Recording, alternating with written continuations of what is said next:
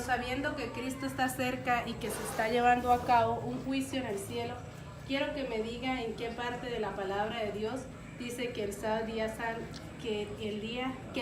día santo fue cambiado. Según Isaías 48, dice: secase la hierba, marchitase la flor, mas la palabra de Dios permanece para siempre. Por lo tanto, lo primero que se escribe sobre la tierra es la santa ley de Dios, lo cual es incambiable y permanecerá para siempre. Deténgase un momentico que vamos a responderle a la primera pregunta. La primera pregunta dice que donde en la Sagrada Escritura afirma que se cambió el sábado. Ajá. ¿Sí? Y vamos a responderle a la primera pregunta. En Isaías capítulo 1, versículo 13, Isaías 1.13, cualquiera que tiene Biblia lo pueden mirar. Isaías 1.13. En Isaías 1.13. Ajá. No, yo lo leo. ¿Usted lo lee? Bueno. Isaías 1.13. Capítulo 13. Antes de leerlo, debo decirle que la profecía de Isaías, ya Dios había escrito a través de Isaías que el sábado iba a ser cambiado. Ahí está, primero en profecía. Después le muestro dónde fue cambiado. Que la Biblia dice que ya no es el sábado, sino ahora es otro día que Dios estipula. Y luego, donde dice que efectivamente nosotros no nos debemos dedicar al sábado, que sin embargo nos van a criticar por no guardar el sábado, pero que eso no es importante para nosotros. Primero, la profecía. Después, donde dice que efectivamente Dios lo cambió. Y luego, donde Pablo dice que nadie lo venga a criticar por no guardar el sábado. Incluso, si quiere, le puedo mostrar donde dice la Biblia que los cristianos guardaban el día domingo, no el sábado. Dale primero Isaías 1.13. 1.13. 13, está después del 12 y antes del 14. 1.13, ¿sí? No me traigáis más vana ofrenda. No me traigáis más vana ofrenda. Dale. El incienso me es abominación. El incienso me es abominación. Siga. Luna nueva. Luna nueva, pongo que abominación. Rechazo. Luna nueva. Y día de reposo. Y día de reposo. Dime. Dime, ¿cuál es el día de reposo? Hoy. Luna nueva. Hoy, sábado. El sábado, el día de reposo, dice el Dios a través de Isaías: ya no me traigan ofrenda, ya no me traigan incienso, ya no me es abominación. Me es abominación, incluso el día de reposo. Repito otra vez donde habla el día de reposo. Dice: no me traigan más vana ofrenda, el incienso me es abominación, luna nueva y día de reposo. Y día de reposo. Ya aquí Isaías promete que Dios está diciendo que el día de reposo es abominación, ya lo rechazan. Profecía. Ahora vamos a ver cuando viene en el Nuevo Testamento y dice que Dios cambia el día de reposo por otro día. Hebreos capítulo 4, versículo del 7 en adelante. Hebreos. Capítulo 4, versículo del 7 en adelante. Aquí está claramente donde habla de un día de reposo que tenía en el Antiguo Testamento, pero que Dios establece un nuevo día, que es el que los cristianos ya comienzan a guardar. En Hebreos, capítulo 4, del versículo 7 en adelante.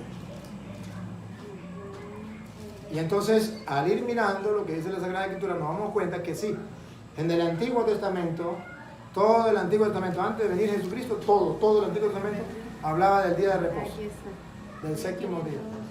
Pero cuando ya viene Jesucristo, no, ya el día de reposo para nosotros, nueva alianza, Nuevo Testamento, ya no tiene la validez para el pueblo de Israel. Hebreos 4, del 7 en adelante. Capítulo 4, versículo 7. ¿Sí? Ajá. Otra vez determina un día. Otra vez, o sea, antes había determinado uno, pero ahora determina otro día. Otra vez, repito. Otra vez determina un día. Otra vez determina un día. ¿Cómo queda? Siga. Hoy diciendo, después de tanto tiempo, por medio de David, como se dijo: si oyereis hoy su voz, no endurezcáis vuestros corazones. Siga.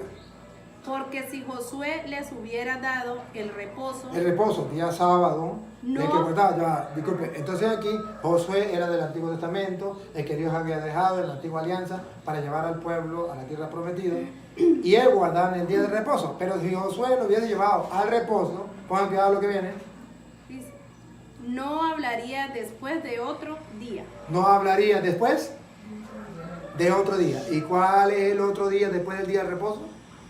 Por Domingo, tanto, porque el séptimo día era el día de reposo y Dios habla de otro día.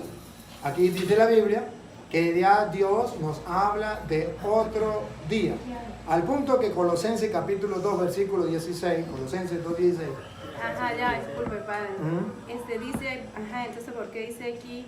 Por tanto, queda un reposo para el pueblo de Dios. ¿el mismo u otro?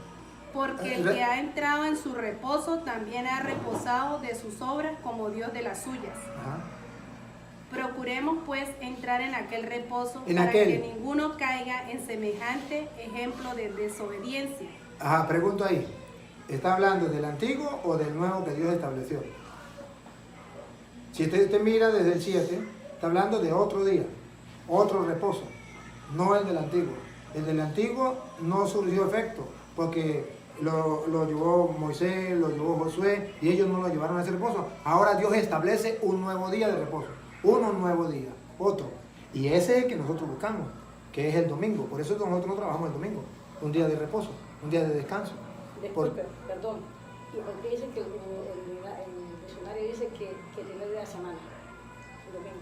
Domingo significa el primer día de la semana. El primer día de la semana. No, perdón, domingo significa el día del Señor y es el primer día de la semana, el domingo, porque Dios dice que después del sábado, que era el séptimo, viene otro día. ¿Cuál es el otro día después del séptimo? El octavo. Pero como no hay un octavo día de la semana, se repite de nuevo. ¿Cuál viene después del séptimo? El primer día de la semana. Entonces, por eso se guarda el primer día de la semana. Pero luego le podremos mostrar en la Biblia donde los cristianos guardaban ese primer día de la semana. Ciertamente, queda un reposo. ¿Ah? Ajá, disculpa. Ajá, ¿y por qué aquí en Hebreos 4 dice, ajá, por qué habla así, no? Temamos, pues, no sea que permaneciendo aún la promesa de entrar en su reposo, alguno de vosotros parezca no haberlo alcanzado, porque también a nosotros se nos ha anunciado la buena nueva como a ellos, pero no les aprovecho el oír la palabra por no ir acompañada de fe en lo que la oyeron. Pero los que hemos creído entramos en el reposo de la manera que dijo, por tanto juré, en mi ira no entrarán en mi reposo. ¿Cuál es la pregunta? Ajá, ¿por qué Dios dijo esto? Porque nosotros pensamos, el reposo del pueblo de Israel es símbolo del día en que nosotros muramos y entramos en descanso, que le colocamos a la persona cuando muere, que en paz descanse, que entre en el descanso.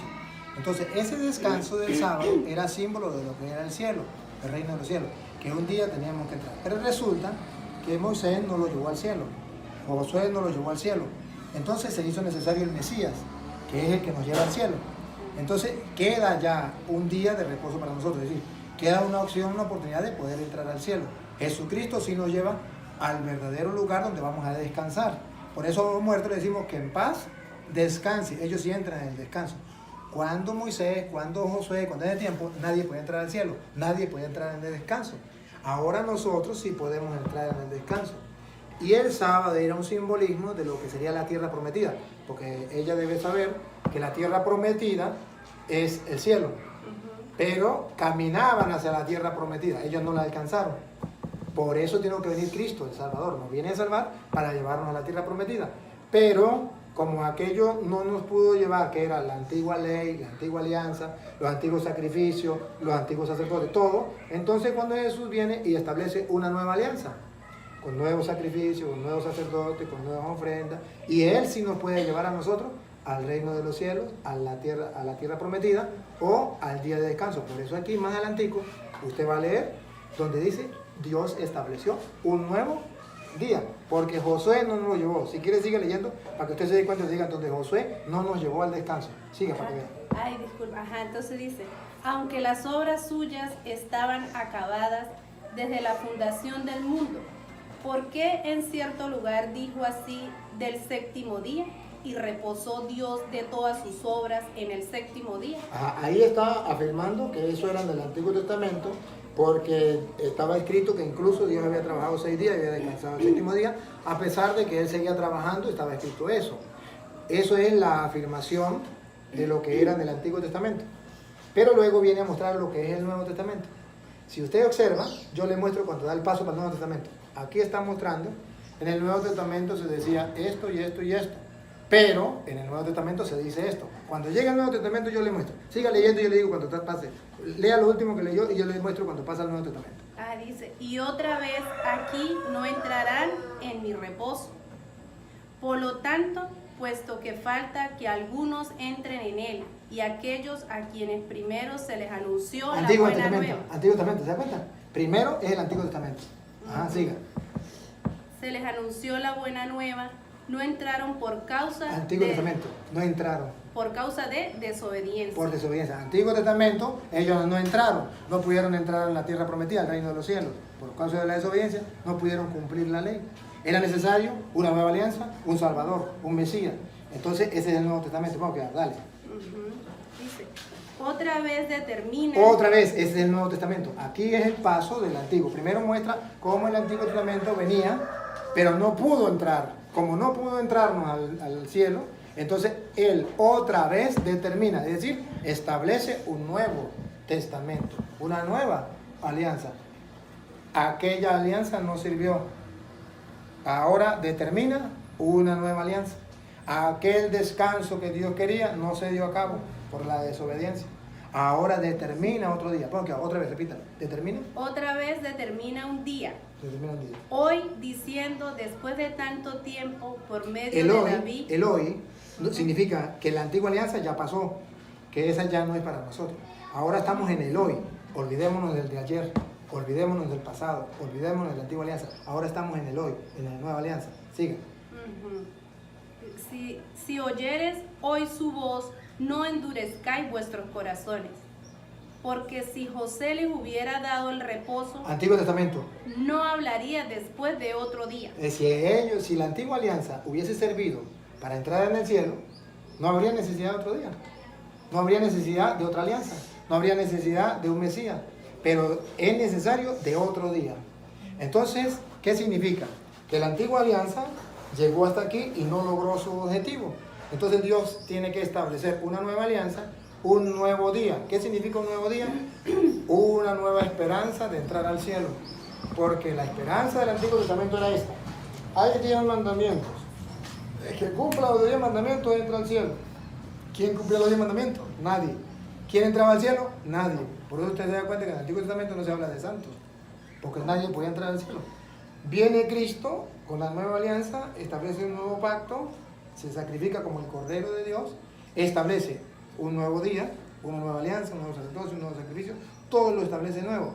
Y gracias a Él, entonces sí podemos entrar al cielo. Ahora, si podemos entrar al cielo, ya no es gracias a la antigua alianza, ya no es gracias a la ley, a los 10 mandamientos, ya no es gracias al descanso del Antiguo Testamento, ahora es gracias a la ley del Nuevo Testamento, gracias a Cristo, y entonces gracias ya en el nuevo día. ¿Vamos a entrar en el cielo? Sí, ese es el descanso, la tierra prometida.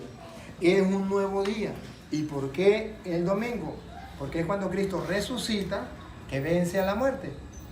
En el Antiguo Testamento llegaba hasta la muerte y no había opción para entrar al cielo. Cuando viene Cristo, nos da la resurrección, nos abre la puerta del cielo, entonces nos abre un nuevo día. ¿Y cuándo lo hizo? El día domingo en que resucita, vence a la muerte, por eso guardamos el día domingo. Entonces parece que, por tanto, queda un reposo Queda para un el reposo. pueblo de Dios. Queda un reposo. Porque el que ha entrado en su reposo, también ha reposado de sus obras, como Dios de las suyas. Procuremos pues entrar en aquel reposo para que ninguno caiga en semejante ejemplo de desobediencia. Porque la palabra de Dios es viva y eficaz y más cortante que toda espada de 2 filos y penetra hasta partir el alma y el espíritu, las coyunturas y los tuétanos, y discierne los pensamientos y las intenciones del corazón. A ver, se lo explico entonces. El pueblo de Israel tenía la alianza, tenía el pacto, todo para poder salvarse. Con los 10 mandamientos usted puede entrar en el reposo. Cumple los 10 mandamientos y será salvo. Esa era la ley del Antiguo Testamento. Entonces, si usted cumple los 10 mandamientos, usted entraba en el reposo. Ya el cielo. El problema era, ¿quién los iba a cumplir? Nadie, porque siempre íbamos a fallar. Y recuerde que la ley decía que si usted fallaba en uno solo, cumplía 9, pero fallaba uno solo, ya estaba, ya no podía entrar al cielo. Ahora, cuando viene Cristo, nos establece un nuevo día, entonces dice, portémonos bien, para que no nos pase como aquellos. Para que ahora sí podamos entrar, nos queda un día de reposo. Es decir, tenemos una nueva oportunidad, pero que si usted y yo no nos portamos bien, podemos perder ese día de reposo que es el cielo, que es la salvación. Podemos perder la salvación, a pesar de que Cristo nos salvó, a pesar de que Él derramó su sangre en la cruz. Si usted y yo no le hacemos caso, si usted y yo no nos portamos bien, perdemos la salvación.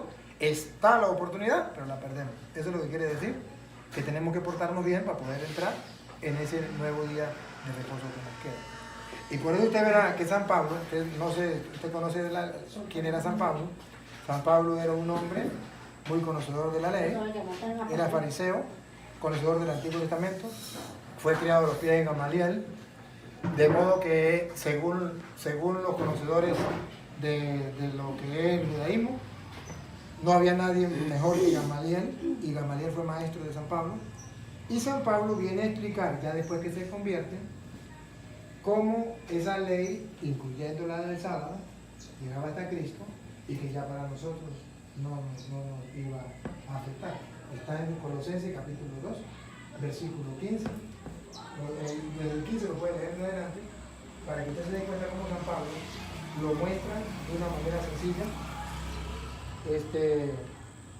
y clara, para mostrar que efectivamente el día sábado llega hasta Cristo. Colosenses 2, sí, léalo de 16, Colosenses 2:16. Y le repito, acuérdese de quién va a hablar. Colosenses, ajá. A ver, ¿sabe quién va a hablar? Pablo, que escribió la carta a los Colosenses. Hagamos eco de esto. ¿Sabe quién era Pablo? Un judío que se convirtió al cristianismo. Pero no cualquier judío. Era un fariseo criado a los pies de Gamaliel, conocedor de la Sagrada Escritura, conocedor de la ley, porque fue criado a los pies de Gamaliel, según dice Hechos, capítulo 22, versículo 1 en adelante, fue criado a los pies de Gamaliel. De modo que no había nadie que conociera tanto la ley como Pablo. No había nadie. Ahora, si Pablo conoce de ley, vamos a ver qué dice Pablo. Ajá, Colosenses capítulo 2:16. 2:16. Por tanto, nadie os juzgue en comida o en bebida, Nadie lo juzgue por lo que usted come o por lo que bebe. o en cuanto a días de fiesta, luna nueva o días de reposo. Que nadie lo juzgue por eso. ¿Quién está hablando? Un conocedor de ley. Imagínense ustedes, para un Pablo, hablarle a los judíos y decirle, hablarle a los judíos que no hay que cumplir la ley, que no hay que cumplir el reposo. Tenían que enfurecerse con Pablo. Por eso lo metían preso, por eso lo golpeaban. Porque Pablo, ¿cómo le va a predicar a los judíos que no hay que guardar la ley? Si él es fariseo, si él es conocedor de la ley, si él fue criado en el mejor maestro de Israel, ¿cómo va a creer que Pablo diga que no hay que guardar el sábado? Y que nadie lo venga a criticar por lo que ustedes van a comer, por lo que van a beber, cosa que los judíos guardaban. Y que nadie lo venga a criticar porque ustedes no guardan el día de reposo. Entonces, Pablo viene a hablar de una manera muy, muy sencilla, que realmente esto era para el pueblo judío, pero que ya no nos venga a criticar. Y si quiere, lo vuelve a leer y sigue leyendo. Vuelve a leer. Por tanto, nadie os juzgue en comida o en bebida, o en cuanto a días de fiesta, o luna nueva, o días de reposo. Ahí está, claro, el día de reposo. Siga. Por lo cual es sombra de lo que haya, todo lo que es sombra de lo que ha de venir. Eso era sombra de lo que venía a venir. El Antiguo Testamento era sombra de lo que sería el Nuevo Testamento. Sigue. Pero el cuerpo es de Cristo. Nadie os prive de vuestro premio, afectando humildad y culto a los ángeles, entremetiéndose en lo que no ha visto, vanamente hinchado por su propia mente carnal, y no es haciéndose de la cabeza, en virtud de quien todo el cuerpo, nutriéndose y uniéndose por las coyunturas y ligamentos, crece con el crecimiento que da Dios. Entonces Pablo dice que ya no tenemos que estar cuestiones de comida o bebidas, sino que ahora tenemos que aferrarnos al cuerpo de Cristo, del cual Él es la cabeza. Y todo tiene su coyuntura y va creciendo todo conforme a la unión que Cristo le da a cada miembro. Entonces Pablo dice, en castellano ya no tiene que aferrarse a la religión judía, sino ahora es al cuerpo de Cristo, donde Cristo es la cabeza y todas las partes del cuerpo van agarrando desde allí su fuerza para seguir adelante. Sigan. Y no haciéndose de la... Pues si habéis muerto con Cristo en cuanto a los rudimentos del mundo, ¿por qué como si vivéis en el mundo os sometéis a preceptos? ¿Por qué someterse a preceptos si ya estamos en Cristo? Tales como no manejes, ni gustes, ni aun toques. ¿Se acuerda que eso era la ley? No podían, el día sábado no podían manejar, no podían caminar, no podían comer cualquier carne, no podían comer cualquier pescado o algunas clases de pescado, algunas clases de comida no podían comer. Entonces Pablo dice, si estamos en Cristo, ¿por qué esa ley de que no maneje, no coma, no toque? Eso ya pasó, eso era en la antigua alianza.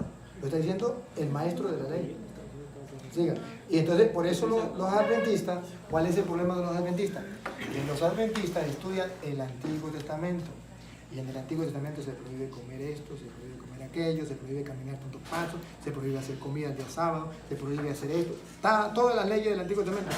Los adventistas agarran las leyes del Antiguo Testamento. Nosotros agarramos la ley del Nuevo Testamento, porque hay un Nuevo Testamento, por eso se llama nuevo, aquel que da atrás. Claro está. ¿Cuál es el fundamento de ellos? Que dice, mire, está en la Biblia. Y agarran todo el Antiguo Testamento. Y en el Antiguo Testamento está. Lo que no me pueden comprobar es con el Nuevo Testamento. Por ejemplo, he hablado con pastores de toda clase de adventistas. De la Reforma y de los no Reforma.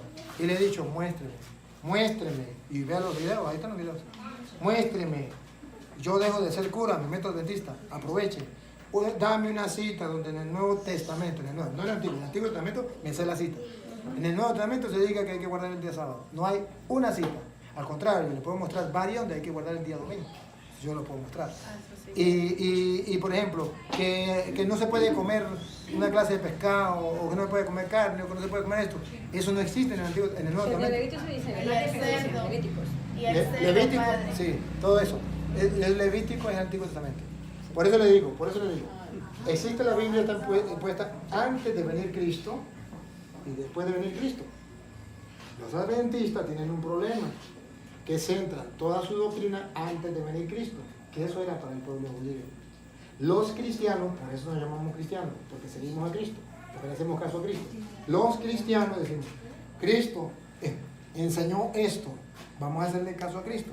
Ya sabemos que en el Antiguo Testamento se decía esto, eso lo sabemos, pero somos cristianos. Como somos cristianos, ¿a quién le tenemos que hacer caso? A Cristo. En ningún momento Cristo dijo, no coman esto. En ningún momento dijo Cristo, guarden el día sábado. En ningún momento dijo Cristo eso, ni los apóstoles, ninguno de ellos. Entonces, todo lo que ellos muestran es del Antiguo Testamento. Que eso es exactamente lo que yo hago con los pastores adventistas cuando van con ellos en público. Yo les digo, está bien, muéstrame en el nuevo, no en el antiguo. Porque en el antiguo yo ya me lo sé. Solo muéstrame en el nuevo, aunque sea uno. Y yo con eso me conformo. Y no han sido capaces de mostrarme, ni siquiera uno. Ahí tengo el debate con los adventistas en Colombia. Tengo el debate con los adventistas en Estados Unidos. Y hay otro adventista que también está el debate ahí. Ahí están filmados, ahí están grabados, con pastores. Y los de Estados Unidos me decían, no, lo que pasa es que como son de allá de Colombia ya no saben nada. Y bueno, pues ahora con ustedes. Y entonces los agarro con ellos. ¿Ah? No sé qué será. Lo que sí le puedo decir es que yo hablé con el formador de los adventistas del Táchira. Es mentira, tiene que hablar con el pastor Bullón. No, sí, si usted tuvo debate con el pastor Bullón. No sé cuál es. Alejandro Bullón. ¿Cuál es? Él es adventista. ¿De dónde? Yo creo que en Estados Unidos, ahí usted tiene un... No, él no es de... brasileño por ahí. No sé. Tú me dices una parte, o sea, yo también estoy de acuerdo en partes que usted dice, ¿verdad? Dice la Biblia, dice que sabemos cuál es la verdadera iglesia, que que muestra la Biblia en el Nuevo Testamento, que dice que son los que ayudamos a los pobres, a los necesitados. Sí. Pero hay una parte que me confunde, es que dice que rueguen a Dios en Mateo, ¿no? Rueguen a Dios que la venida de Dios no sea en invierno o en sábado. ¿A quién está hablando? ¿A los judíos o a los cristianos? ¿A los cristianos? No, está hablando de los judíos. Y cuando está hablando a los judíos, le está hablando que precisamente, ¿cuál es la ley del judío? Un judío no podía caminar el día sábado más de 1000 pasos. Entonces Jesús le dice, pues entonces rueguele a Dios que no sea, porque el judío no aceptó a Cristo. Acuérdense de la pelea que O sea, tuvo. si el Nuevo Testamento no lo estaba hablando a nosotros en el Nuevo Testamento, si esa parte decía así, o sea, dice que ruegue que la venida de Dios no sea en invierno o en sábado. Está poniéndole, si usted lo analiza completo, usted verá que está hablando de la dificultad cuando venga Cristo. Entonces, ¿cuál es la dificultad?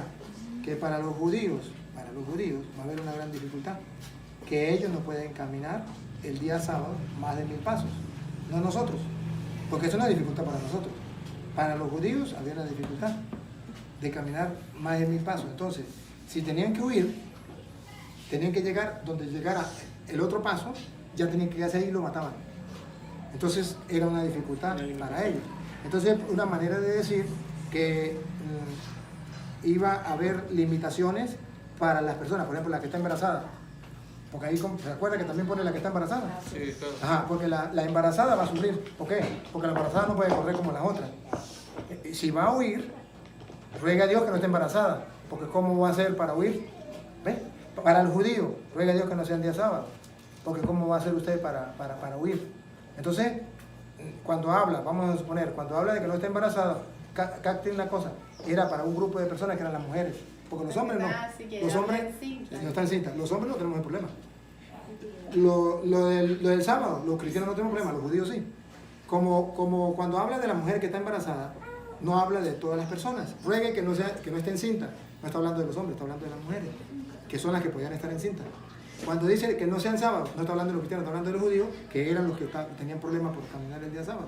Entonces, tiene que mirarles a quién le está hablando, en qué contexto le está hablando. Jesucristo le está hablando allí a los judíos. Ahora, a todos nosotros, ¿qué nos está diciendo con eso? ¿Qué nos está diciendo con eso a nosotros? Que ustedes y yo, si estamos en paz con Dios, no debemos tener problemas de salir corriendo, no. Porque dice, no huyan ni para allá, ni huyan para acá, ni huyan para acá. ¿Se acuerda que dice que no huyan? Sí. Porque dice que el que esté con él va a estar tranquilo. El que no está con él va a salir corriendo. Y si va a salir corriendo, mejor que no esté embarazada, mejor que no sean judíos. Porque entonces, ¿cómo va a salir corriendo? Entonces, es ver de que, ¿se acuerda que dice donde está el muerto, ahí llegan los buitres? Por el ejemplo. Es decir, no hay necesidad de que usted vea que va el fin del mundo, pueda salir corriendo. ¿Para dónde? Mejor me quedo, espero la venida del Señor gozosamente. Entonces, por un lado, le explica que los cristianos tienen que estar serenos, tranquilos, que no tienen que huir. ¿Para dónde van a huir si ya es el fin del mundo? Me quedo tranquilo. Los que no son cristianos se van a desesperar. Y entre esos, los judíos, que no quisieron aceptar al Señor. Y el desespero más grande, que tiene el día sábado. Pero la otra pregunta que yo tengo es que, los adventistas se hacen mucho referencia al día sábado, ¿verdad? Sí, Y el católico mucho al domingo. sí. Aquí en Romanos 14 dice, Ajá. 14:5 dice, unos dan preferencia de un día, más otros juzgan iguales todos los días. Dice, cada uno esté completamente convencido en su mente en lo que cree. O sea, entonces quiere decir que ni es domingo ni es sábado. Ajá. Que quiera creer. Hay que estar con Dios. Ah, Ahora, estar Sí. con mi Señor todos los días. O sea, Estar se con le Dios prende. las cuentas con mi sí. Señor todos los días. Vamos a volver a leer para que lo No, sí, ¿Sí? si quiere volver a leer. Sí, vamos a leer. Pero yo sé que Para lo demás. si quiere leerlo desde el 1. Dice, recibí el débil en la fe, sin criticar de opiniones. Otra vez. Recibí. ¿Sabe por qué le digo que desde el 1? Porque ahí está la clave. Sí, Propia. Dice, recibí al débil en la fe. Al débil en la fe. Observen que hay que recibir al débil en la fe. Hay personas que son débiles en la fe. Y ahí es donde tenemos que detectar cuál es el fuerte y cuál es el débil. Nosotros queremos ser fuertes, no queremos ser débiles. Pero ¿quiénes son los débiles y quiénes son los fuertes? Pongan cuidado. Dale. Dice, sin criticar opiniones, porque uno cree que se puede comer de todo, otro que es débil come vegetales. El que es débil come vegetales, como los adventistas. Por ser débil, no dice que son fuertes en la fe. Dice que son los débiles en la fe. Entonces dice, ¿qué tenemos que hacer con ellos? ¿Mandarlos a matar? No. ¿Qué tenemos que tener? Paciencia con ellos. Hay que aceptarlos. Son débiles en la fe. Nosotros somos fuertes en la fe. ¿Por qué? Porque no andamos pensando que comer esto o no comer esto. El que es fuerte en la fe sabe que Cristo ya nos redimió de todas esas leyes. Entonces, comemos lo que nos pongan en la mesa. El que es fuerte no anda pensando que si no guardo el día sábado, pues se va para el infierno. No, el que es fuerte sabe que Cristo es el que nos va a salvar, que el día no es el que nos salva a nosotros. Ahora, el débil, por eso quiero que lo lean desde el principio, el débil piensa que hay que guardar el día sábado si no se va para el infierno. O que hay que dejar de comer una cosa si no se va para el infierno. Ese es débil. Ese no es fuerte. Ponlo a leer para que vean. Desde el 1. Y se recibía al débil en la fe sin criticar de opiniones, porque uno cree que se puede comer de todo, otro que es débil come vegetales. El que es fuerte dice que se puede comer de todo. El que es débil, solo vegetales. Se le respeta. Entonces la Biblia dice que hay que respetarle. Por ejemplo, nosotros, los católicos, respetamos a los adventistas. Nosotros no los mandamos para el infierno, ni mucho menos. Le decimos, eso no es lo que manda el Señor. Pero no los mandamos al infierno porque coman vegetales. Los respetamos. ¿Quieren comer vegetales? Coman vegetales. ¿Quieren guardar el día sábado? Guarden el día sábado. Pero eso no es lo que manda el Señor. En la iglesia católica se respeta. Se respeta. Se les dice sí. Se les dice, eso era del Antiguo Testamento. Eso es para los débiles. Eso no es para nosotros. No se les debe criticar, como dice Pablo. No se les debe criticar. Sino al contrario. No se les debe juzgar. Juzgar significa mandarlos al infierno. Eso se llama juzgar. Juzgar no es decirle, eso está mal, eso no es juzgar. Eso más bien es evangelizar, predicar. Una cosa es evangelizar y otra cosa es juzgar. Juzgar es cuando usted dice, esta persona ya va para el infierno. Ya estoy haciendo un juicio. Yo me nombro juez y estoy dando un dictamen, ya, predico, se va para el infierno. Mientras que predicar es decirle, la Biblia dice esto y dice que esto no es correcto. Eso no es juzgar, eso se llama predicar, eso se llama evangelizar. La gente no comprende una cosa o la otra. Entonces cuando usted le dice a un borracho, esto no es correcto, no tome licor, conviértase, no me juzgue. Cuando usted le dice a un homosexual, eso no es correcto, eso es pecado, dice, usted me está juzgando. No, juzgar es que yo le diga, maldito, para el infierno. Usted es un homosexual, usted no tiene salvación, se va para el infierno ya. Y lo estoy juzgando. Una cosa es juzgar y otra cosa, evangelizar, predicar. Entonces, o corregir. Entonces, aquí está, según la Biblia, dice que hay débiles en la fe y hay fuertes en la fe. El débil come solo legumbres, el fuerte come de todo. El débil guarda el día sábado, el fuerte no importa. Que es, por ejemplo, en la iglesia católica, si usted no puede guardar el domingo, usted puede ir a misa el sábado. No hay ningún Eso es lo problema. que me explico aquí en el capítulo 5. Dale para que vea. Sigue, no, pero siga para que se completo. El que come no menosprecia al que no come, y el que no come no condenes al que come, porque Dios lo ha recibido. ¿Quién eres tú para que juzgar al siervo ajeno?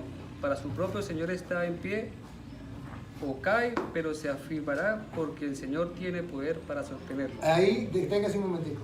La diferencia, la iglesia católica hace caso a eso, cosa que no hacen los adventistas. Los adventistas dicen, los católicos están condenados porque no guardan el día sábado. Están juzgando sin ellos ser el Señor. Ellos no son el Señor, ya el Señor es el que tiene que juzgar. Pero sin ser el Señor, nos juzgan. Nosotros decimos, esto no es lo correcto, pero no juzgamos. ¿Qué es la diferencia? ¿Ves? Siga. Uno da preferencia de un día más que otro juzga iguales todos los días. Cada uno esté plenamente convencido en su mente. El que observa cierto día, lo observa al honor del Señor. El que come, come en honor del Señor, porque da gracias a Dios. El que no come, no come en honor del Señor, y da gracias a Dios. Porque ninguno de vosotros vive para sí, ni muere para sí. Si vivimos para el Señor, vivimos, y si morimos para el Señor, morimos. Así sea que vivamos o muramos, del Señor somos. Porque para eso Cristo murió, resucitó y volvió a vivir. Muy bien, entonces ahí está la explicación. Ahí está la explicación, que a usted no lo va a salvar si usted guarda un día o si guarda otro. Eso no lo salva ni a usted ni a mí. Y los católicos... Me hacía yo la pregunta porque usted decía que por eso nosotros guardamos el domingo. O sea, porque en una parte de la Biblia dice que hay que guardar el domingo. O sea, no hay O sea, no nos va a salvar si guardamos el sábado o el domingo. Perfecto. Ahí estamos Eso no claros. lo va a salvar. Estamos claros. Y eso la Iglesia Católica nunca, la Iglesia Católica nunca enseña que usted se va a salvar por guardar el día domingo. Nunca. Mientras que los adventistas dicen que si usted no guarda el día sábado, usted se condena. Eso es otra cosa muy distinta. Sí, claro. Entonces, San Pablo está diciendo, si uno guarda un día, perfecto, lo guarda para el Señor. Si otro no lo guarda, bueno, no hay ningún problema, porque eso no nos salva a nosotros. Ahora, si eso no nos salva, ¿por qué guardar el domingo? Ah, eso es otra cosa. Nosotros los católicos guardamos el domingo no porque nos salve eso, sino porque tenemos un motivo para qué reunirnos el domingo. Porque en las Sagradas Escrituras está que los cristianos se reunían el día domingo y que Jesucristo confirmó esa reunión de los domingos con los apóstoles. Por ejemplo, cuando los cristianos, Cristo muere, ellos guardaban el sábado, lo estaban en el Antiguo Testamento. Cuando Cristo muere, a partir del día de la resurrección que comienza el Nuevo Testamento, Antiguo Testamento muere con la muerte de Cristo. Nuevo Testamento nace con la resurrección de Cristo. Con la resurrección de Cristo, el primer día, cuando Cristo resucita, ya hecho Juan 20, del 1 en adelante, Juan 21, dice que Jesucristo resucitó el día domingo, y ya lo sabemos. Sí, claro. Pero en el versículo 19, ustedes van a ver cómo antes de Cristo subir al cielo, porque Cristo resucita, vive como apóstol un rato, y luego sube al cielo. Antes de Cristo subir al cielo, usted verá que los cristianos ya no se reúnen el sábado. Si ustedes observan, antes de Cristo morir, los apóstoles se reunían el sábado con Cristo. Pero cuando ya Cristo muere y resucita, ya no se reúnen el sábado. Ahora se reúnen los domingos. Y ahora Cristo resucitado confirma a los apóstoles que ellos deben guardar el domingo. ¿Cómo sabemos que los confirma? Porque en 2 ocasiones que se le aparece después de la resurrección, ellos están reunidos el día domingo y Cristo precisamente llega. Y dice la Biblia que efectivamente es las puertas cerradas. Ustedes van a ver que las 2 partes que Cristo se reúne con los discípulos el día domingo, las puertas están cerradas y Él, a pesar de que las puertas están cerradas, entra. ¿Qué está diciendo teológicamente la Biblia? Que Él confirma, aplaude a los apóstoles que estén reunidos el día domingo. ¿Cómo lo confirma? Que aunque las puertas no estén abiertas, Él entra y les da un mensaje. Porque habla, versículo 19. Juan 20, 19. Juan 20, 19. Ha dejado de practicar la Biblia. Cuando llegó la noche de aquel mismo día, De aquel mismo día. ¿Se acuerdan de qué día estamos hablando? Domingo, que Cristo resucitó. Dale. el primero de la semana, Ah, para que no queden dudas, ya, está claro. El primero de la semana. estando las puertas cerradas, Esto es importante, porque Juan pone que las puertas están cerradas. Esto es lo importante, porque tiene que tener un significado las puertas cerradas. Las puertas cerradas tienen un significado, que es imposible que Jesucristo entre. Pero que si Él entra, es porque le interesa entrar. Es porque tiene un firme propósito de estar allí. Es que nada le puede impedir que Él esté con sus discípulos el día domingo reunidos. ¿Cómo que va? cerradas en el lugar donde los discípulos estaban reunidos. Ah, observen, subrayen. Ya no son los judíos. Ahora la Biblia aclara que son los discípulos de Cristo que se reúnen a partir de la resurrección el domingo. Nunca se reunían el domingo. Se reunían el sábado. Pero Cristo resucita y ya lo encontramos reunidos los discípulos, no los judíos, los discípulos el día domingo. Siga. En el lugar donde los discípulos estaban reunidos por medio de los judíos. Por miedo. Vino Jesús. Por miedo. Por miedo a los judíos, ¿qué significa? Observen algo. Por miedo a los judíos, ¿qué significa? Por miedo. Sí, por miedo. Reunidos por miedo Ajá. de los judíos. Observen algo. Observen algo. Por un lado está el Antiguo Testamento, por otro lado el Nuevo Testamento. Por un lado, el Antiguo Testamento los judíos, por otro lado el Nuevo Testamento los apóstoles. Y el Nuevo Testamento los apóstoles le tienen miedo a los judíos. ¿Qué significa? que como está comenzando el Nuevo Testamento, hay miedo de que los judíos se impongan, que no permitan que nazca el Nuevo Testamento. ¿Y cuándo se reunían? El sábado los judíos. Ahora los apóstoles, el domingo.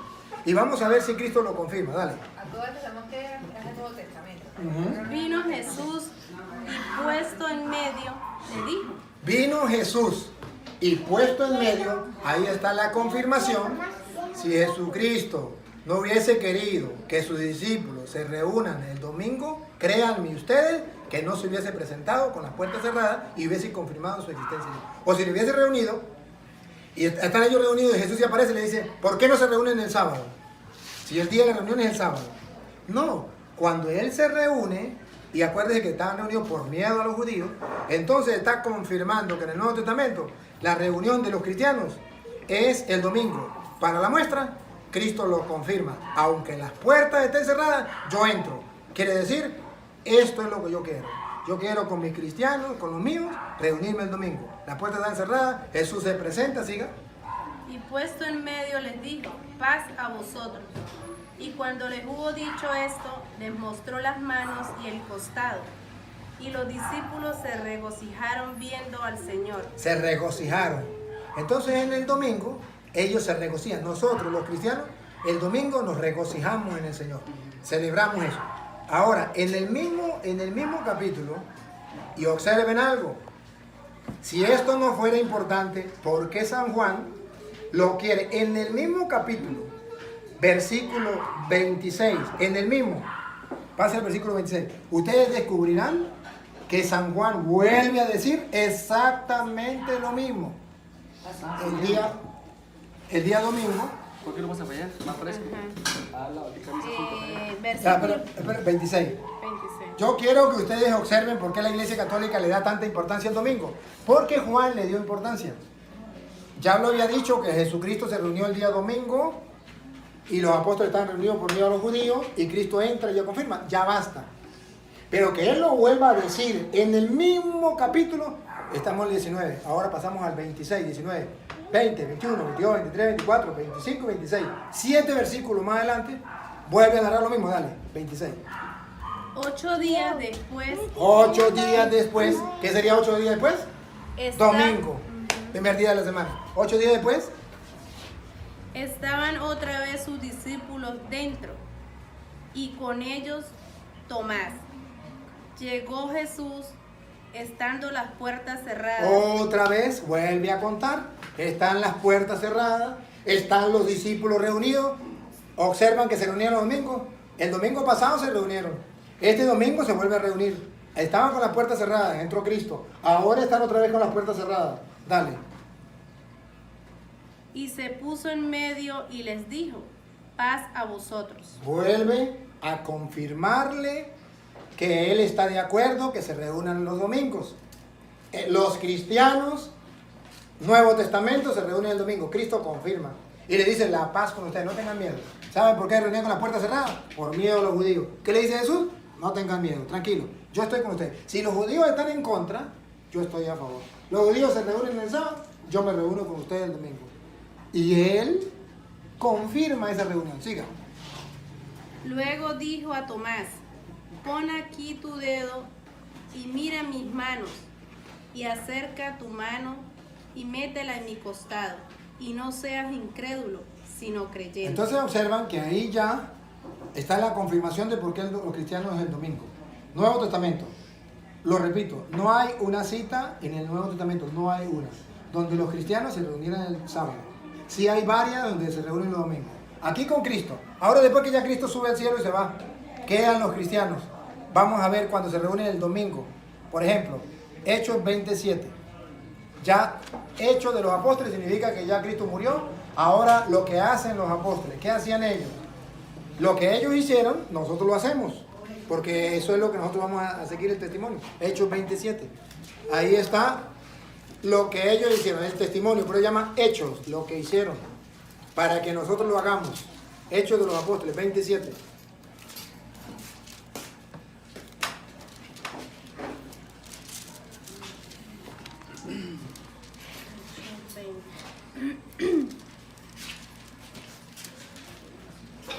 Hechos 20. 7. Versículo 7. Visita despedida de Pablo.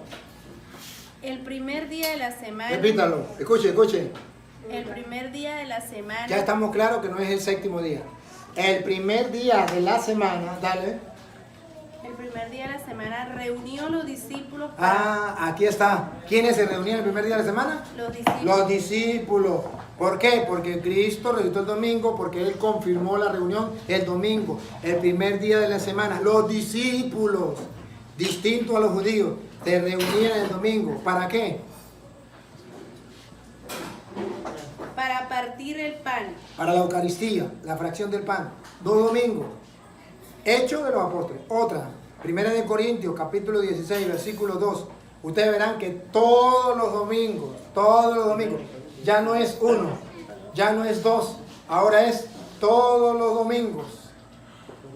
Y entonces verá que según la Biblia, los cristianos se reúnen todos los domingos. 1 Corintios 16, 2. 16:2. Cada primer día de la semana. Cada primer día de la semana. Pregunto, ¿es uno solo o 2 días? Todos. Cada significa no una vez. Siempre. Cada primer día de la semana. Pongo cuidado otra vez. Cada primer día de la semana, cada uno de vosotros ponga aparte algo según haya prosperado, guardándolo para que cuando yo llegue no se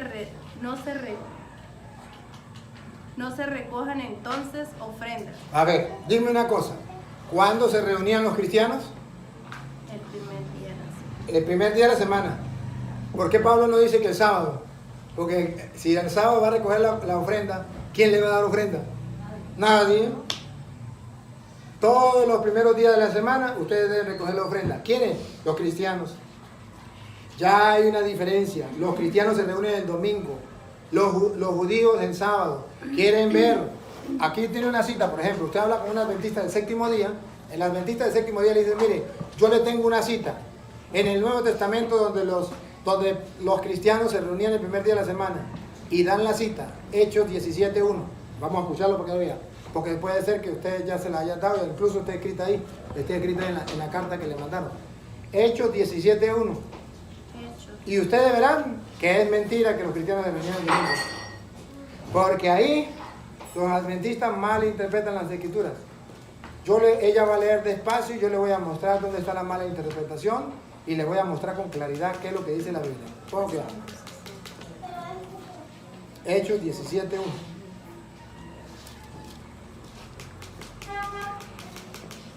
Sí, 17:1.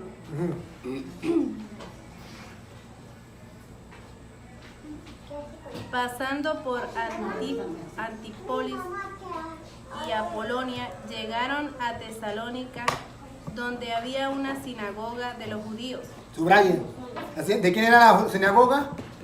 Judíos. De los judíos. Los adventistas no subrayan la palabra de los judíos, dicen los cristianos. Pero la Biblia dice, claro, no eran los cristianos. La Biblia dice que eran los judíos. Pero el adventista no le lee a usted esto. Le pasa así por alto y usted no se da cuenta. Pero usted tiene que subrayar que se refiere a los judíos. Nosotros no somos judíos, somos cristianos. Los judíos, sigan. Y Pablo, como acostumbraba, fue a ellos y por 3 días de reposo discutió con ellos. Entonces los adventistas dicen, mire, Pablo, la costumbre de Pablo era reunirse los sábados. Porque dice Pablo, según su costumbre, se reunió el día de reposo.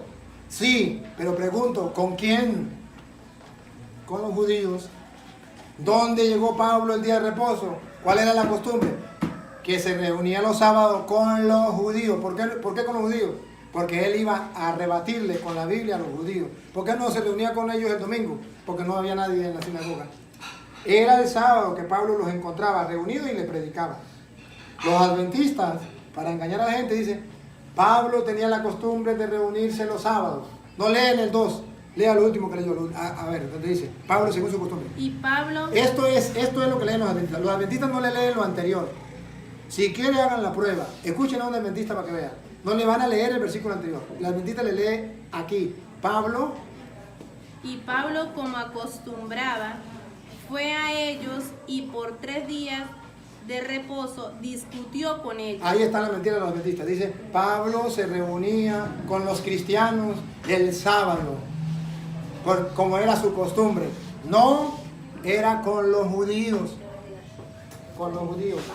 Y discutía, ¿cómo que hago? Discutía con ellos. Discutió con ellos, declarando y exponiendo por medio de las escrituras que era necesario que el Cristo padeciese y resucitase de los muertos, y que Jesús, a quien yo os anuncio, decía él es Cristo.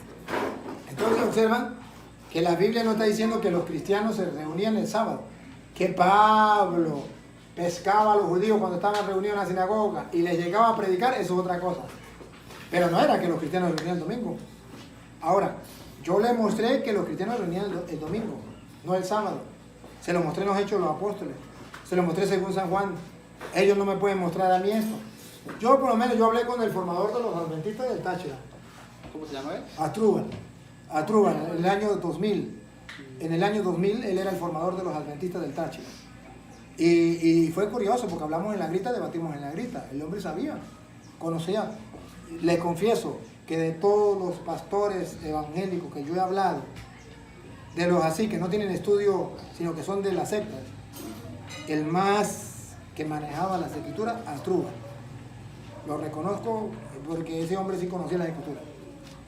Y él llegó y me retó en público. Y me dijo, 10 puntos que usted no me puede refutar.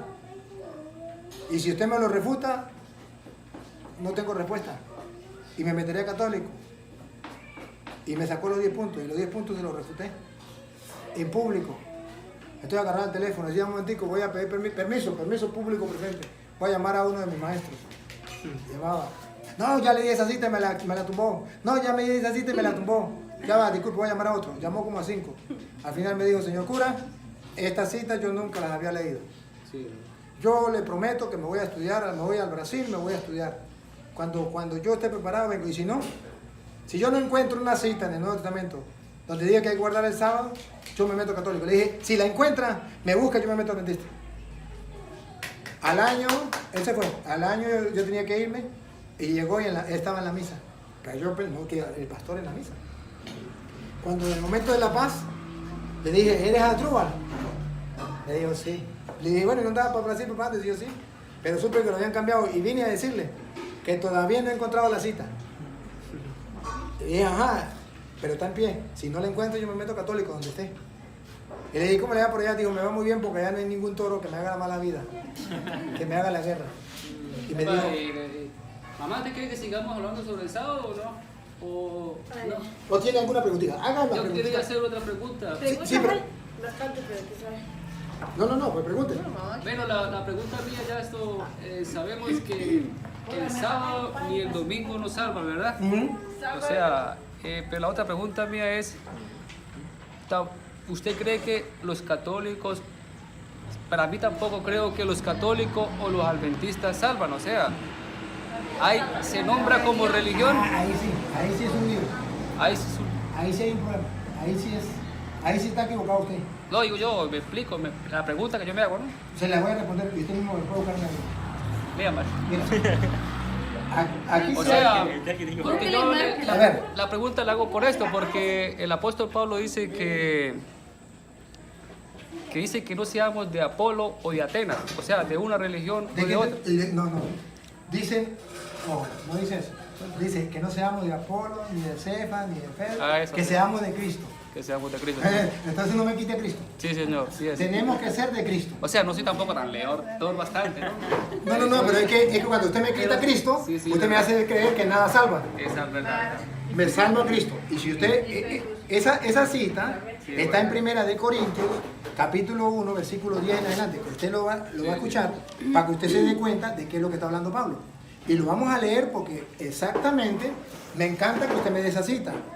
Y ahí está la explicación. Porque ciertamente Pablo dice, yo no puedo decir que soy de Apolo.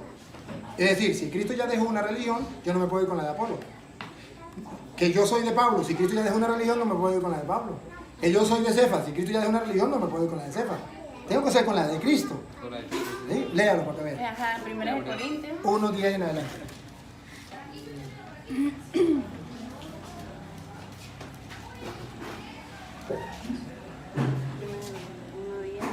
Leo pero poco. Pero sí, cuando consigo esas partes me quedan sonando, ¿eh? Muy bueno. Es bueno que le haga la pregunta. Pablo, llamado a ser apóstol de Jesucristo por la No, voluntad esa de no Dios. es. Primera de Corintios 1:10. Esa no es. Primeras, María. Disculpe. Os ruego pues, Esa sí es. hermanos, Ya, por el... ya. Escuche que es un ruego, una súplica. Sí, sí. Yo no sé si usted capta que cuando es un ruego, lo está viendo como urgentemente, como que no se salga, como que, ¿cómo le inyecto yo esto? Es un ruego. Papá y mamá cuando le ruega al hijo, porque diciendo, por favor, no vaya, que le puede pasar algo malo, ¿eh? Así lo hace Pablo. Otra vez. Os ruego pues, hermanos, por el nombre de nuestro Señor Jesucristo, que habléis todo en una misma cosa. Habléis mismo una misma cosa, que no cambie. Uno habla una cosa, predica otra cosa. Eso no es correcto. Que uno predica una cosa, otro predica otra cosa. Todos tenemos que predicar lo mismo. Sigue. Y que no haya entre vosotros divisiones. Eso está prohibido. La división no viene de Dios, viene del diablo. Por eso decimos que tenemos que buscar a ver dónde está la verdad. Porque no puedo decir, aquel tiene la verdad. Pablo no dice, todos tienen la verdad. Eso es lo mismo. Ninguna religión salva, cada quien crea lo que quiera. No, Pablo dice, todos un mismo sentir. No sé si observa que busca la unidad. Y va a ver que la unidad va a estar en Cristo. ¿Cómo que hago? Que no está en Apolo, está en Pablo, está en Cristo. ¿Cómo que hago? Le ruego que tengan un mismo pensar, un mismo sentir y que lejos la división. Otra vez, la división, otra vez. Que no haya entre vosotros divisiones. Eso no puede existir, que su mamá sea adventista, usted es católico, el otro evangélico. Eso no puede ser. Siga. Sino que estéis perfectamente unidos en una misma mente y en un mismo parecer. Ajá. Porque he sido informado Porque he sido informado acerca de vosotros, acerca de ustedes, hermanos míos, hermanos míos, por los de Chloe, por lo que me contó Chloe, que hay entre vosotros contiendas. contiendas. Quiero decir Ajá. que cada uno de vosotros dice, yo soy de Pablo, Ahí está. y yo de Apolo. Ahí está entonces que uno dice, yo soy adventista, yo soy testigo de Jehová, yo soy evangélico, yo soy mormón, yo soy esto, yo soy aquello. Siga. yo de Apolo, y yo de Cefas, y yo de Cristo. Y yo de Cristo. Oh, uno sí lo pegó. ¿Acaso está dividido Cristo? ¿Acaso está dividido Cristo? Esa es la pregunta. No puede haber sectas, porque Cristo no está dividido. ¿Fue crucificado Pablo por vosotros? ¿Acaso fue Elena de White, la fundadora de los adventistas, la que dio la vida por ellos? No. ¿O fuisteis bautizados en el nombre de Pablo? ¿O fuiste bautizado en nombre de Pablo? Tampoco. Doy gracias a Dios de que a ninguno de vosotros he bautizado sino a Crispo y a Gallo. Entonces observen, ¿Qué significa? Crispo y Gallo son personajes, como decir Pánfilo, Albertina, Toro. Ajá. Entonces observen que Pablo está en contra de la división. Pero ojo, usted no me puede decir que Pablo me sacó a Cristo. Pablo dice, ¿acaso fue aquel que dio la vida? Fue Cristo. Entonces Pablo está en contra de todas aquellas sectas que no centran la atención en Cristo y se separan. Pero no puedo decir, todas las religiones es lo mismo, porque si todas las religiones fueran lo mismo, entonces ¿por qué Pablo se convierte? ¿Por qué Jesús convierte a Pablo del judaísmo al cristianismo? ¿Por qué? Podría decir que se salve ahí, pero tampoco puedo decir ninguna. ¿Y la de Cristo? Tampoco. Pero tiene un nombre, sí, O sea, traduciendo lo que él quiere decir es que si Cristo dio alguna señal de un nombre de una iglesia como tal. Se dio una señal, no una, sino muchas. Muchas señales de lo que es la iglesia de Cristo. ¿Por qué nosotros sabemos que es la iglesia católica? ¿Por qué sabemos? Estamos convencidos que es la iglesia católica. Por varios motivos. Las señales que Cristo dio. En primer lugar, que Cristo sí fundó una iglesia, una sola. Y ustedes deben saberlo. En Mateo 16, 18, está escrito en la Biblia, búsquenlo. Mateo 16, 18, Cristo sí fundó una iglesia. Que haya personas que digan que Cristo no tiene ninguna iglesia, se le respeta, pero está en la Biblia que Cristo fundó una iglesia. 16. Mateo 16, 18. Cristo fundó una sola iglesia. Y que haya personas que digan, no, Cristo no fundó ninguna iglesia, se le respeta, pero no se le cree. Porque aquí, al que tenemos que creerle es a Cristo. Ajá. Dale. Y yo también te digo que tú eres Pedro, y sobre esta roca edificaré mi iglesia, Edificaré. y las puertas del Hades no prevalecerán contra ella. Edificaré mi iglesia. De modo que Cristo sí tiene una iglesia. El que me diga que ninguna iglesia salva, entonces dígame para qué Cristo fundó una iglesia. Porque yo Pero la bueno, iglesia yo- somos nosotros, A ver, cada uno de nosotros. no, eso es mentira, eso es yo he mentira. escuchado, bueno, uno va para la Ya va, iglesia. disculpe un momentico. Primero le respondo a ella y después le respondo a Está bien, usted. está bien. Mire, esa es la mentira de las sectas. Que Cristo no fundó una iglesia porque yo soy la iglesia. Cada uno de nosotros somos la iglesia. Eso no es correcto. Eso no existe en la Biblia. Eso lo escuchamos en la secta. Y lo dice. Incluso hay una canción que dice, yo soy la iglesia, tú eres la iglesia. Y eso no es verdad. Yo no soy la iglesia. Y usted lo puede leer para que vea que Pablo dice allá en 1 Corintios capítulo 1, capítulo 12, versículo 14, búsquelo. 1 Corintios capítulo 12, versículo 14, y verá que Pablo dice que eso es imposible, de que un solo miembro, Primera de Corintios. 12, 14. Y verá que usted verá que ahí dice Pablo que es imposible que un solo miembro forme un cuerpo. Ok. Además, el cuerpo no es un solo miembro, sino muchos. El cuerpo no es un solo miembro, sino muchos. De modo que yo no puedo decir que yo soy la iglesia. ¿Qué es el cuerpo para Pablo? Si Colosenses 1.18, ¿qué es el cuerpo? No se lo olvide, Colosenses 1.18. No se lo olvide, el cuerpo no es un solo miembro, se necesitan muchos miembros. Entonces, ¿de qué cuerpo estamos hablando? Vamos a ver, porque es Pablo que habla de un cuerpo. ¿A qué llama Pablo cuerpo? Que usted no puede ser miembro no puede ser el cuerpo. Usted tiene que ser miembro del cuerpo, pero usted no es el cuerpo. ¿Qué llama Pablo cuerpo? O sea, una congregación. O sea, un... Vamos a ver. Y él es la cabeza del cuerpo, que es la iglesia. ¿Qué es el cuerpo? La iglesia. Entonces yo no puedo decir yo soy la iglesia. Cuando un adventista o un evangélico dice yo soy la iglesia, eso no está en la Biblia. La Biblia dice que yo no puedo ser un cuerpo, yo soy parte del cuerpo. Dice que el cuerpo es la iglesia, Cristo es la cabeza y nosotros somos parte de ese cuerpo. Porque si yo digo yo soy la iglesia el día que yo me muera, se acabó la iglesia. Ah, pero entonces yo soy una iglesia y usted es otra y ella es otra. Pues entonces yo no puedo decir yo soy la iglesia. Yo tengo que decir yo soy una iglesia. Cuando yo me muera queda la otra. Tenemos que hablar claro. Pero no puedo decir yo soy la iglesia. Eso es mentira. Yo soy parte de la iglesia. Eso sí es verdad. Pero entonces Cristo funda una iglesia. Tú eres Pedro, sobre esta piedra edificaré mi iglesia. Sigue con Mateo 16, 18. A ver si lo que usted me dice, que sin ninguna iglesia salva. Vamos a ver si es verdad. Lo que diga Cristo yo le creo. ¿Y cuál es el fundamento? ¿Por qué nosotros decimos que la iglesia de Cristo es la iglesia católica? En primer lugar, porque cuando Cristo funda la iglesia, le dice a Pedro, tú eres Pedro. Sobre esta piedra o esta roca edificaré mi iglesia. De modo que Cristo es el constructor. ¿Cómo sabemos que es el constructor? Porque dice, yo edificaré. En ese momento, Él no dice, yo soy la roca. Dice, yo soy el constructor. Yo edifico. Léalo para que se dé cuenta otra vez. Y yo también te digo que tú eres Pedro, y sobre esta roca edificaré mi iglesia. ¿Quién es el constructor? ¿Pedro o Cristo? Cristo, yo voy a edificar. ¿Quién es la piedra que el constructor va a colocar en su iglesia? No me puede decir que él mismo es la piedra. Él es el constructor. Yo voy a edificar mi iglesia. Y tú eres Pedro, la piedra. Entonces, el que me diga que Cristo es la piedra, entonces pregunto, ¿entonces Pedro es el constructor? ¿O quién es el constructor? Porque él dice, edificaré mi iglesia. Pero vamos a suponer, esta es la primera que los protestantes dicen, no, pero es que la piedra es Cristo. Si la piedra es Cristo, entonces ¿quién es el constructor? Me quedo entonces con la interrogante.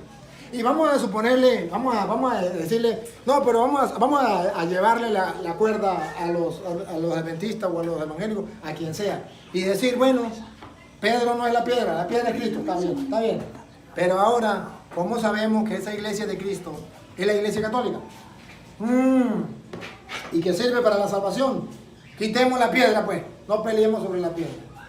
Como unos dicen que la piedra es Cristo, el otro dice que la piedra es Pedro, ya, listo, quitemos la piedra. Va, ahora vamos ahora. En la iglesia que Cristo fundó ahí, habrá un jefe, habrá quien tiene autoridad, habrá quien va a gobernar esa iglesia. Vamos a ver, dale. Y sobre esta roca edificaré mi iglesia y las puertas del Hades no prevalecerán contra ella. Yo quiero que centren la atención aquí en lo que viene. Pongan cuidado. Y a ti te daré las llaves del reino de los cielos. Pregunto, ¿le está dando autoridad a Pedro o no? Sí. ¿Cómo sabemos? A ti te doy las llaves, no dice, y yo me doy las llaves. Para que se den cuenta que si la piedra es Pedro, para la muestra un botón le están dando las llaves. Ahora, vamos a quitarle que no sea la piedra Pedro, está bien. Pero ¿a quién le dio las llaves? Ojo, del reino de los cielos. Y ahora pregunto, la iglesia que Cristo está fundando, ¿quién tiene las llaves del cielo? ¿A quién se las dejó Cristo? Que un evangélico me diga que se lo dejó a Elena de White, se le respeta, pero eso no está en la Biblia. Pero yo le puedo mostrar que se la dejó a Pedro. Y si le dejó las llaves del reino de los cielos, ¿qué significa? Que la salvación suya y mía, que es entrar al cielo, está en la iglesia que él fundó y le dejó a Pedro las llaves. Eso se llama teología. Se llama teología. Analizar lo que él está diciendo cuando entrega las llaves y no dice las llaves del reino de la tierra. Las llaves del reino de los cielos las tiene Pedro, que significa que él funda una iglesia para que el mundo se salve. ¿Cómo sabemos? Porque a Pedro le da las llaves del reino de los cielos. Significa, lo que abras, cuando abras podrán entrar, cuando cierres no podrán entrar. Si yo no pertenezco a esa iglesia de Cristo, que tiene las llaves Pedro, ¿quién me va a abrir las puertas? Teológicamente, nadie. Teológicamente. Eso no es literal, pero sí es figurativo. Y si es figurativo, vamos a ver cuál es la figura. Que dentro de la iglesia de Jesucristo está la salvación. ¿Cómo sabemos? Pedro tiene las llaves del reino de los cielos. ¿Quién le va a abrir la puerta del cielo a los adventistas? ¿Su fundadora, Elena de White? No tiene las llaves. A los protestantes, Martín Lutero no tiene las llaves. Pero en la iglesia católica, ¿cómo sabemos? Porque ha existido desde Pedro hasta ahorita papas que continúan la misión, que eso es lo que se llama, tienen las llaves del reino. Cristo le ha dado la autoridad. Si usted le pregunta, antes de venir a Elena de White, ¿dónde estaban los adventistas del mundo? En ninguna parte del mundo. Si usted pregunta, ¿por qué los adventistas, si son la iglesia de Cristo, por qué no hicieron la Biblia? Solamente usted se pone... ¿Por qué? Solamente usted se pone a preguntar. Usted se pregunta, ¿quién hizo la Biblia? La Biblia que tienen los adventistas. ¿Quién la hizo? ¿La hizo su fundadora? No, su fundadora agarró la Biblia que tenía la iglesia católica. ¿Quién hizo la Biblia? La iglesia católica. Ahora, si la iglesia católica no es la de Cristo, ¿cómo se explica que los adventistas agarren la Biblia que la iglesia católica hizo y entonces dicen la iglesia católica no sirve para nada? Si no sirve para nada, ¿por qué agarran la Biblia? Solamente que... Yo iba a preguntar algo, discúlpeme.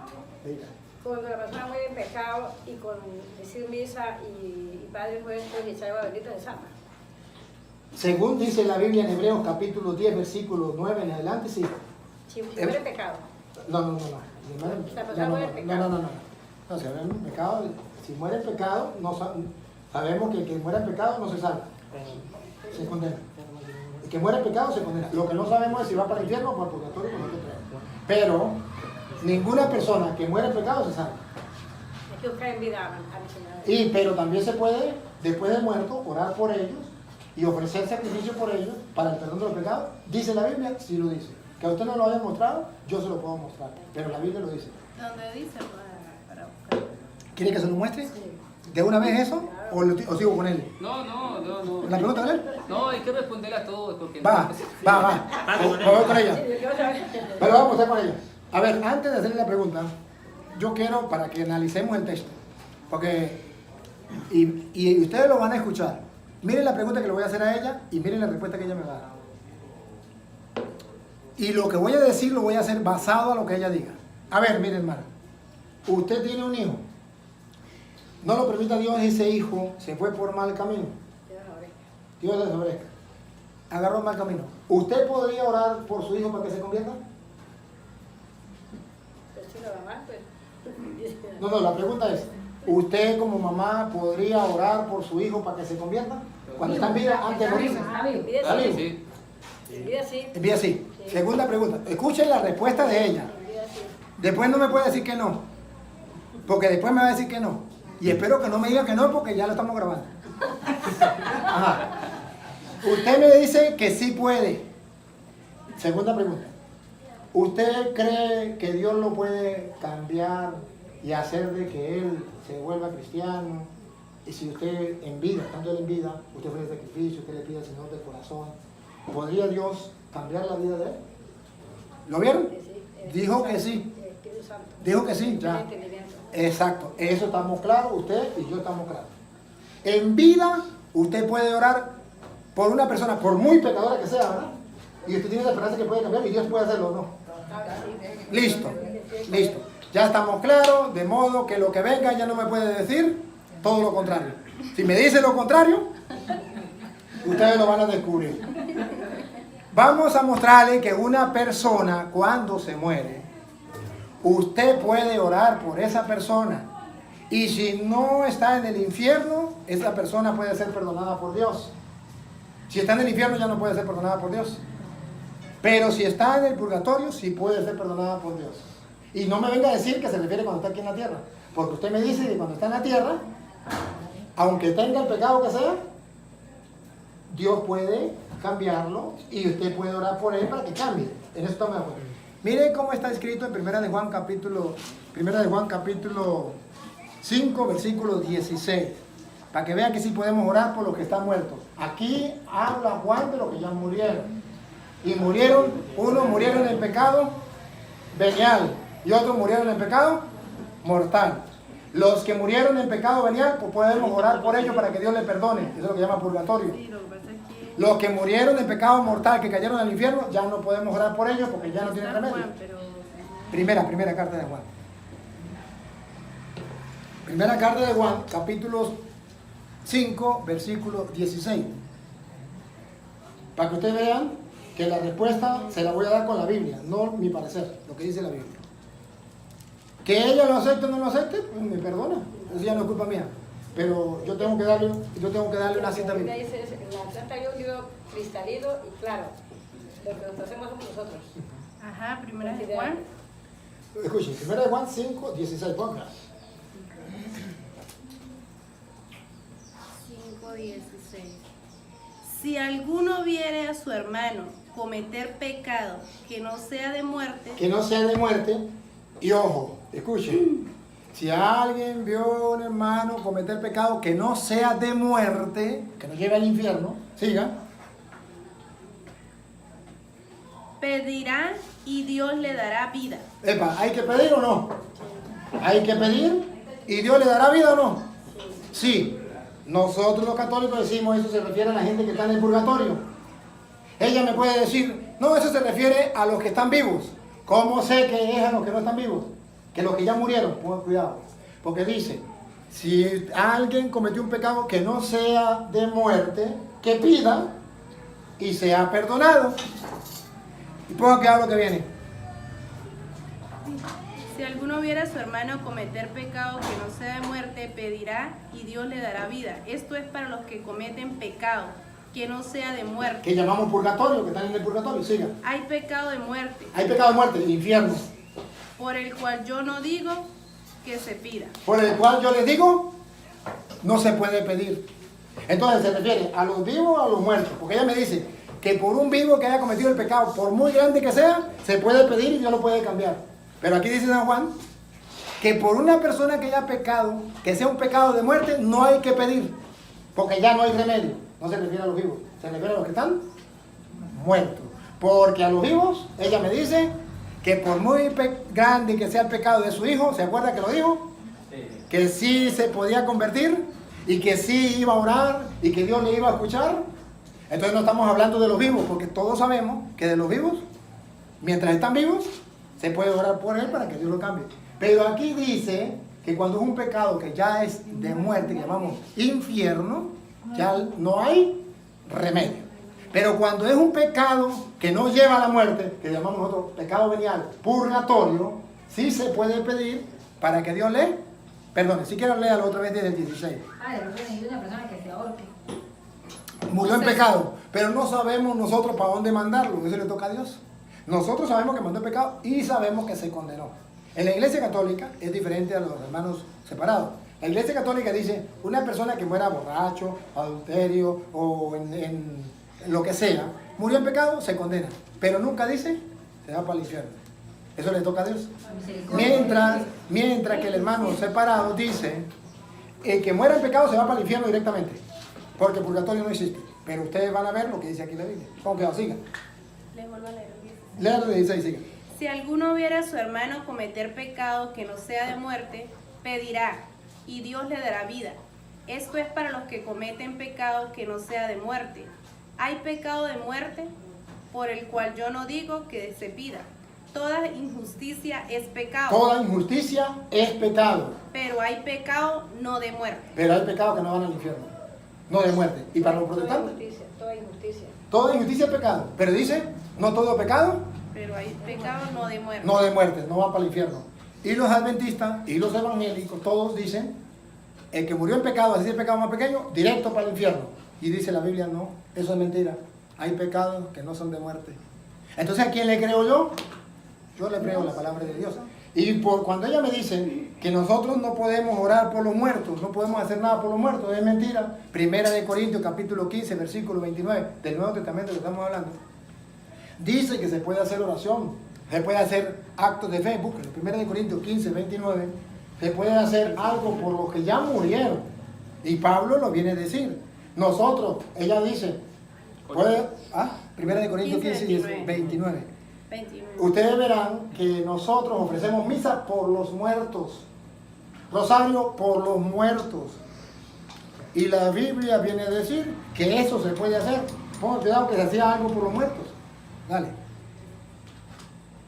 De otro modo, ¿qué harán los que se bautizan por los muertos ¿Qué hacían? si en ninguna manera los muertos resucitan? Observen, ¿qué hacían los cristianos por los muertos? Se bautizaban, hacían un acto de fe. Por ejemplo, personas que se convertían. Recuerden que estamos cuando se estaban convirtiendo, no habían cristianos, se estaban convirtiendo en pueblo pagano. Y entonces se les predicaba. Había muerto un familiar, había muerto en pecado. ¿Qué decía la gente? Yo quiero que esa persona se salve. ¿Qué le mandaban a hacer? Bautizarse por los muertos. Lo dice ahí, Marisa. Léalo. De otro modo, ¿qué harán los que se bautizan por los muertos si en ninguna manera los muertos resucitan? ¿Para qué bautizarse por los muertos si los muertos no necesitan? Si los muertos se murió muerto el perro y se acabó la sarna, ¿para qué bautizarse por los muertos? ¿Por qué pues se bautizan los muertos? ¿Para qué? No, ¿por qué? ¿Por qué pues se bautizan los muertos? Mm. ¿Y por qué nosotros peligramos a toda hora? No, esa traducción está mal. No es, Busca la otra, Miri. luego que la otra. La traducción no es bautizar los muertos no se bautizan. Se bautizan por los muertos, como dice al comienzo. Repítalo. Por eso, Sí, ¿por atrás, qué ahí hay un error. pues se bautizan por los muertos? Ah, ahí sí, pero leíste mal, mami. Leíste mal, me asustó. Me asustó. Ahí sí, se bautizaban por los muertos. Nosotros no nos bautizamos por los muertos, ya estamos bautizados, pero celebramos la misa por los muertos. Oramos por los muertos. Rezamos el rosario por los muertos. Ellos se bautizaban por los muertos. No estaban bautizados, pero había muerto un familiar que había muerto en pecado. Según dice San Juan, se podía orar si no era pecado de muerte. Vamos a bautizar por los muertos. Vamos a celebrar la misa por los muertos. Ahí Pablo dice. Sí, hacían los sacramentos por los muertos. Entonces, esto es lo que los evangélicos no aceptan. Porque a ellos les enseñaron que muerto el perro se acabó la sarna. Claro está, si muerto el perro se acabó la sarna, ¿para qué vamos a rezar por los muertos? Pero la Biblia dice que sí podemos hacerlo. Pero yo escuchaba. Ajá, ¿y por qué nosotros peligramos a toda hora? Dice aquí la pregunta. A toda hora, mamita, porque nos podemos morir en cualquier momento. Os aseguro, hermanos, por la gloria que de vosotros tengo en nuestro Señor Jesucristo, que cada día muero. Entonces el peligro, Pablo dice que él todos los días toma conciencia que muere. Entonces San Pablo, que cada día muera, significa que él todos los días se imaginaba que iba a morir hoy. Orar y vigilar por eso ahora. Eso. Orar y- Iba a decir otra preguntita. Entonces la pregunto yo. Pregunta. Usted. La otra pregunta es que ¿por qué los sacerdotes no se casan? O sea, ¿por qué no deberían? Porque Dios dejó dos clases de dones. Una clase es el matrimonio y otra clase de don es el celibato. Que los hermanos separados no han visto en la Biblia el segundo don, han visto uno solo. Los dos son dones de Dios. Y hoy yo les voy a mostrar los dos dones así. Con la Biblia ella, usted va a mirar que son dos dones que los evangélicos, en el afán de estar en contra de la Iglesia Católica, si la Iglesia Católica dice A, ellos dicen B sin analizar la Biblia, solamente por llevarle la contraria. Sí. Pero al analizar la Biblia usted va a ver, ponga cuidado, Mateo capítulo 19, versículo del 9 en adelante, usted va a ver que el matrimonio es un don y el celibato es otro don. Mateo 19, 9 en adelante. 19, 9. Yo quiero que usted observe que son dos, que los evangélicos dicen solamente uno, matrimonio, más nada. La Iglesia Católica dice uno el matrimonio y otro el celibato. Ok. He leído, sí, perdón María, antes de leer. ¿Qué se le va a He leído No casarse. varias partes del Nuevo Testamento donde dice que el sacerdote o el pastor debería casarse. Sí, Se debería casarse. se lo puedo mostrar Porque también. dice que cómo Se lo puedo mostrar. va a enseñar si no tiene, o sea, cómo dar un consejo a una pareja de cómo criar a sus hijos si no tiene hijos. O sea, no, me refiero a eso lo digo yo, ¿no? Pero dice, o sea, lo que yo entiendo, ¿no? Lo que yo entiendo de esa manera. ¿Por qué debería estar soltero, o sea, o casado? Bueno, yo lo voy a mostrar con la Biblia. Lo que diga la Biblia a usted le queda más claro que lo que yo. Ahora, lo que sí le puedo tumbar ese argumento que usted me está dando, que es un argumento que no tiene consistencia. Sí. Por ejemplo, yo estaba hablando un día en público y me dice un pastor, señor cura, ¿cómo usted siendo soltero puede aconsejar a una persona que es casada? Usted no tiene experiencia. Sí. Para poder aconsejarla a esa persona tiene que tener experiencia. Y se echó a reír porque estaba burlando de mí. Y entonces me pasó el micrófono. Y yo le dije, pastor, ¿usted alguna vez ha aconsejado a algún homosexual? Me dijo, sí. Le dije, muy bien, hay que tener experiencia. Porque sin experiencia no le puede aconsejar. Se tumba por eso, se tumba por... Ahora, Sí, o sea, uno ha sido muy así, leo poco, o sea, pero cuando leo un poquito, eso me queda tocando, me gusta. Yo entiendo. Y ve que vamos hablando bonito. Sí, claro. Yo le estoy entendiendo solamente que le respondo de varias maneras para ver cuál es. O sea, como yo le digo a usted, mi mamá me crió a mí en la iglesia adventista desde niño, pero yo tengo años que no me parece. O sea, no volví porque no concuerdo en muchas cosas con... Porque ha comenzado a leer la Biblia. Sí, y claro, lo ha tomado en serio. y no estoy de acuerdo. O sea, a veces yo le digo a un adventista que estamos haciendo una reunión y le digo, ¿cuál es el gran mandamiento para usted? Y él dice, mira, hay veces que me dicen que el sábado. Y yo le digo que no, que él dice que amar a Dios sobre todas las cosas y a tu prójimo como a ti mismo. Es el más grande. O sea, como que chocamos en ese sentido y la idea es que sí, que como dice, que seamos un mismo sentir, un mismo pensar, o sea, ¿no les parece? Pero nunca va a ser el mismo sentido porque ellos se aferran al Antiguo Testamento y ustedes se aferran al Nuevo Testamento. Sí, claro. A mí me da dolor, por ejemplo, con su mamá, porque ella no puede leerlo. No sabe leer. Sí. Y eso es una desventaja para ella conocer la verdad. Porque ella se aferra solamente, a mí me enseñaron esto y ahí se aferra. Sí, claro. Y no puede comprobarlo. En cambio ella usted lo puede comprobar porque usted lo puede leer. Sí, claro. En cambio ella no lo puede comprobar porque ella no lo puede leer. Y eso es más difícil, porque para ella tendría que usar más fe. Porque ella tendría que comenzar a ver las dos cosas. Por ejemplo, si ella confía en alguno de ustedes, usted que es su hijo, usted que es su hija, ponerlo a leer a ustedes. Y ir mirando con la cita que yo doy y la cita que dan ellos, ir mirando. Porque usted lo puede comprobar con sus propios ojos y por eso usted puede alejar de ella. Y puede decir, no estoy de acuerdo con mamá de ella, porque usted puede leerlo. Pero ahora a ella le dicen, no, eso está en la Biblia, no se lo muestran. Como ella no sabe leer, ella dice, a mí me lo dijo el pastor, y ahí se aferra. ¿Quién la saca de ahí? Nadie, porque se cierra. Lo que el pastor diga, eso es, porque yo no sé leer. Y cualquier cosa que usted le diga, yo no sé leer. Y con eso cerró la puerta. Hay otro, Pero perdón, no me- hay otro capítulo que dice que... No, pero no me dejen sin no, responder. eso no lo podemos saltar. Pero Sí, ya no, sino que hay falta una parte el que dice una parte que dice la Biblia que dice que también me queda sonando cuando lo leo, o sea, me queda sonando, dice que no nos dejemos doctrinar por nadie.